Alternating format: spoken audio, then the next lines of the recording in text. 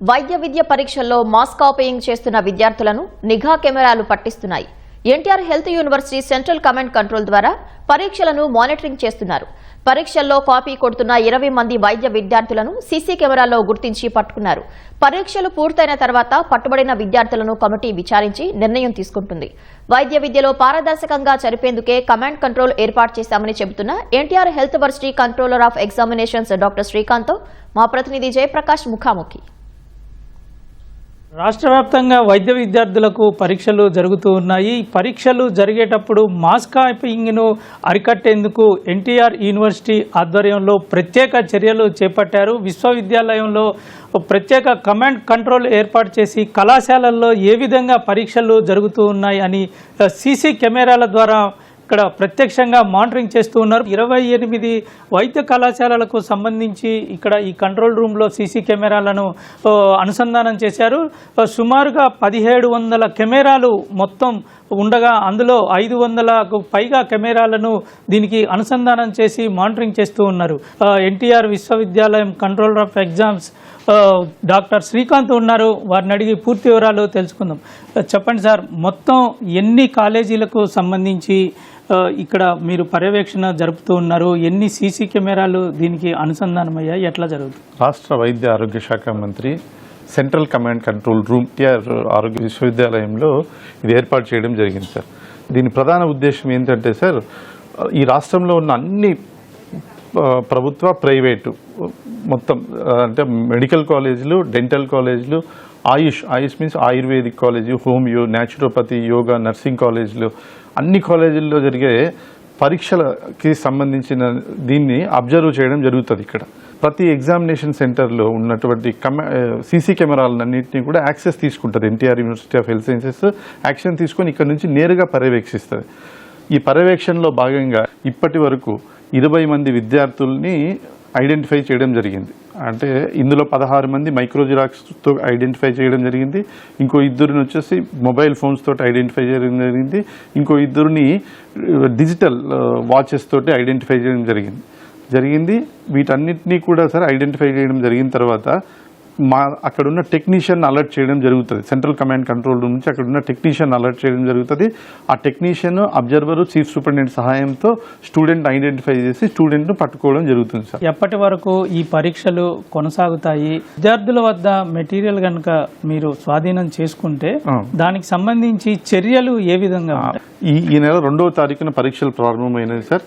రేపు నెల 19వ తారీఖు వరకు కూడా ఎగ్జామ్స్ జరుగుతాయి సార్, కంటిన్యూ అవుతాయి. విద్యార్థుల దగ్గర ఏదైనా ఫర్బిడన్ మెటీరియల్ ఐడెంటిఫై చేస్తే ఇక్కడ మాల్ ప్రాక్టీస్ కమిటీ అని ఉంటుంది సార్. ఆ కమిటీ మొత్తం అంటే వాళ్ళు చేసిన తీవ్రత ఆధారంగా వీసీ గారికి రిపోర్ట్ చేయడం జరుగుతుంది సార్.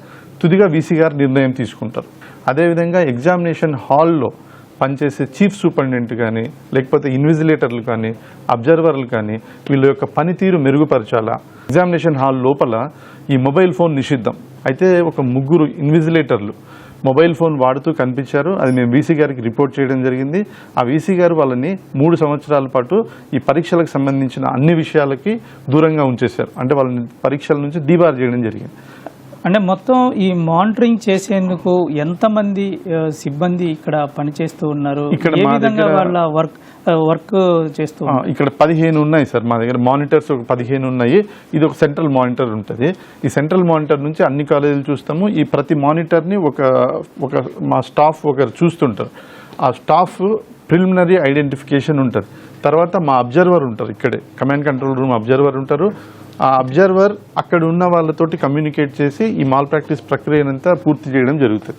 అంటే గతంలో కేవలం అక్కడ ఉన్నటువంటి వాళ్ళు తనిఖీలు చేయటమే ఉండేది. ఇప్పటి వరకు 20 మందిని మీరు పట్టుకున్న తరువాత విద్యార్థుల్లో ఎటువంటి మార్పు కనబడుతుంది? అంటే డెఫినెట్గా వాళ్ళ పైన ఏదో వాచ్ ఉంది యూనివర్సిటీ నుండి నేరుగా అన్నప్పుడు సార్ సహజంగా విద్యార్థులు తప్పు చేసే ధైర్యం చేయరు అని అనుకుంటున్నాము. దీని ద్వారా కాపీయింగ్ బాగా తగ్గి మెడికల్ ఎడ్యుకేషన్ క్వాలిటీ ఇంప్రూవ్ అవుతుంది అన్నది మా వైస్ ఛాన్సలర్ గారి ఆలోచన, మంత్రి గారి ఆలోచన కూడా సార్. ఇప్పుడు ఎక్కడైనా పట్టుపడితే అనుమానం వస్తే కాలేజీ యాజమాన్యాన్ని ఎటువంటి సూచనలు ఇస్తూ ఉన్నారు, ఏ అంటే విధంగా సార్, చేస్తూ ఈ కమాండ్ కంట్రోల్ రూమ్ ద్వారా ల్యాబ్సెస్ అంటే పరీక్షలు జరిగే పద్ధతిలో ఉన్న ల్యాబ్సెస్ ని ఐడెంటిఫై చేయడం జరుగుతుంది. ఐడెంటిఫై చేసిన తర్వాత మే 5వ తారీఖు నాడు ఈ మాల్ ప్రాక్టీస్ జరిగిన అన్ని కాలేజీల ప్రిన్సిపల్లతోటి వైస్ ఛాన్సలర్ గారు మీట్ అయ్యి వాళ్ళని గైడ్ చేయడం జరుగుతుంది సార్. మొదటిసారిగా ఇటువంటి కమాండ్ కంట్రోల్ ద్వారా పర్యవేక్షణ చేస్తూ ఉన్నారు సిబ్బంది. వాళ్ళని అడిగి తెలుసుకుందాం. చెప్పండి అమ్మా, మీరు ఏ విధంగా ఈ పరీక్ష జరుగుతున్న సమయంలో తరగతి గదిని పరిశీలిస్తూ ఉన్నారు, విద్యార్థుల్ని ఎవరికి సమాచారం అందిస్తారు ఏదన్నా అనుమానం వస్తే? సార్, మేము క్వశ్చన్ పేపర్ డౌన్లోడ్ అయిన టైం దగ్గర నుంచి పేపర్ ప్యాకింగ్ అయ్యే టైం వరకే ఈచ్ అండ్ ఎవ్రీ స్టూడెంట్ని ఎవ్రీ సెకండ్ మేము కీన్ అబ్జర్వేషన్ అనేది చేస్తాం sir. If in case A student మీద అయినా మాకు డౌట్ వస్తే ఆ స్టూడెంట్ని 15 to 20 minutes మేము కీన్ అబ్జర్వేషన్ అనేది చేస్తాం సార్. మాకు కన్ఫర్మ్ అయితే మేము మా సుపీరియర్స్కి ఇన్ఫార్మ్ చేస్తాము, వారు ఫర్దర్గా యాక్షన్ అనేది తీసుకుంటారు సార్. ఇటువంటి కమాండ్ కంట్రోల్ ఏర్పాటు చేయటం ద్వారా పారదర్శకంగా పరీక్షలు నిర్వహించటమే కాకుండా పరీక్షల నిర్వహణలో కూడా నాణ్యతని మెరుగుపరిచేందుకు ఉపయోగపడతాయని, ఎవరైతే మాస్ కాపీయింగ్కు పాల్పడుతూ ఉన్నారో వాళ్ళు ఖచ్చితంగా పట్టుపడతారు అని హెచ్చరిక ఈ కమాండ్ కంట్రోల్ ద్వారా వెళ్తుందని చెప్తూ ఉన్నారు. కెమెరామెన్ నరేష్తో జయప్రకాష్, ఈటీవీ న్యూస్, విజయవాడ.